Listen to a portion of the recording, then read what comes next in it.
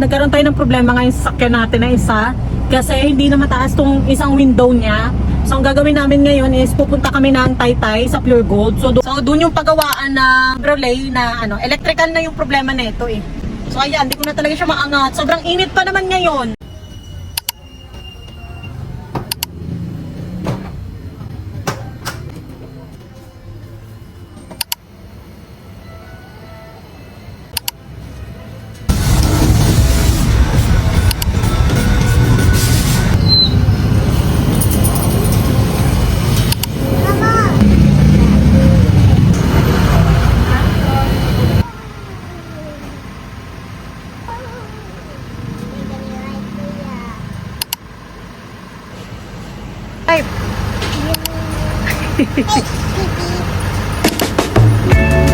Okay, move na.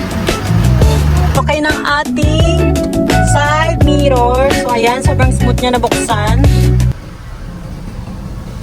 Yung binayad pala namin dito guys is 6,100 plus. So eto yon, kasama sa package na binili namin. So meron pa siyang kasama din to sa binayad namin. So ini-spray daw ito kapag halimbawa umulan. Pag umulan siya, dapat itong mga gilid na to, ini-sprayan mo yan siya kasi para daw yan hindi masira yung rubber. So ang nangyari kasi dito guys, na talaga siya ng issue hanggang sa ngayon na talaga siya lumala. Mas lumala siya ngayon, as in hindi ko na talaga siya na-open kanina, nako-close, so mainit kanina. So nangyari, ayan, technically ang naging problem ng ating window is yung niya na talaga, parang machine. Basta ito yung pinalit namin guys, oh. So sa mga gusto magpunta dito, i-recommend ko sa inyo si Tugs. So ito yung pangalan ng nila, company car nila. So ang specialist lang nila ito guys is Chevrolet po, Chevrolet yung ginagawa nila. Sa Chevrolet yung sasakyan nyo. Kasi hindi nila scope yung ibang brand ng sasakyan. So Chevrolet lang talaga yung specialist nila dito. Ano na? Sige na. Di ba saan tayo? Okay. So ang tawag dito guys, power windows. So ito yung nagiging problema natin sa window natin. Itong window motor drive. Tara na? Dalawa kasi yung sakyan na ginamit namin kasi si Maring Joms may dala din siyang sakyan kanina. Dapat magpupunta kami ng SM para mag-grocery kami, kaso nga lang tinatamad na kami kasi ako marami pa akong gagawin ngayon, meron pa akong mga tinatapos. Uwi na lang din kami sa bahay tapos mauna na kami kay Maring Joms kasi may naantay lang siya dyan. Gugora na kami, si Yuki nandito ngayon sa akin. Dito siya sasakay. Kanina kasi doon siya sa kabila sumakay dahil sobrang init talaga kanina, as in hindi ko siya ma-close yung window. So common problem talaga to sa mga sasakyan. Kaya hindi lang naman kami yung nakaka-experience nito kasi minsan sa init, minsan sa ulan, minsan sa katagalan na ng sasakyan. Dito muna kami nagpunta sa May Ann Cafe. Actually matagal na namin itong gustong puntahan kasi every time na nadaan kami dito, laging puno yung parking, tapos dito yan sa packet ng Tikling.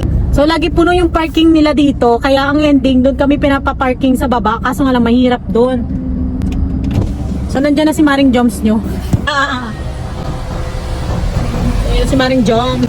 Buti na lang may parking ngayon. Swerte namin kasi may parking ngayon. Ang hirap kayo makatsyempo ng parking dito. Yan, mag-retouch lang tayo. Gaya nga na sinabi ko sa inyo, mahirap talaga yung parking nila dito. Kasi parang mabilis mapuno. Meron sa tapat din, kaso paswertihan lang din kung maaga kayo makakarating o maaga kayo makakapag-park. So ang pinaka-hassle yung pinakadulo doon kasi hindi namin alam kung saan. Tapos madilim na kasing area na yung kapag gabi na. So retouch muna tayo. Tinatabad na kasi kaming lumiko doon sa may sa may SM.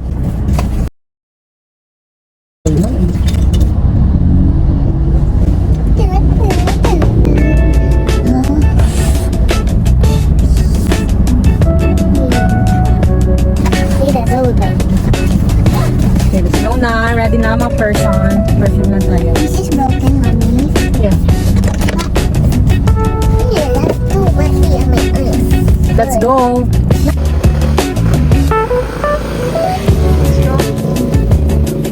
Pasok tayo sa loob.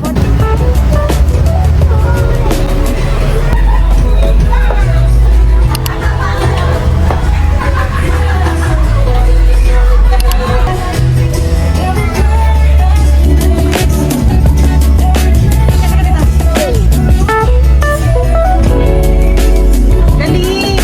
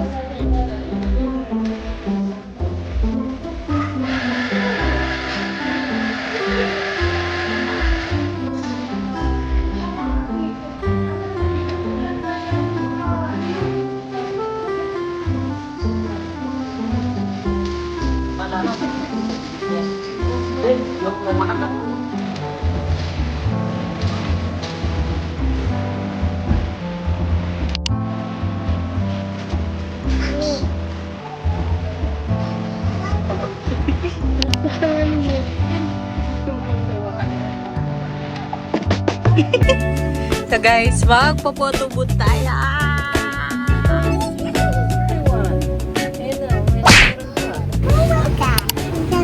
Oh, wait, I want a pop. I like that super pop. Power Pop. Ano soup? My favorite. Yeah. Power pop. So siya na namimili guys. This one na lang. Ayan, Power Pop. Oh, goodies. Cute. Lahat na lang. What? Di ba?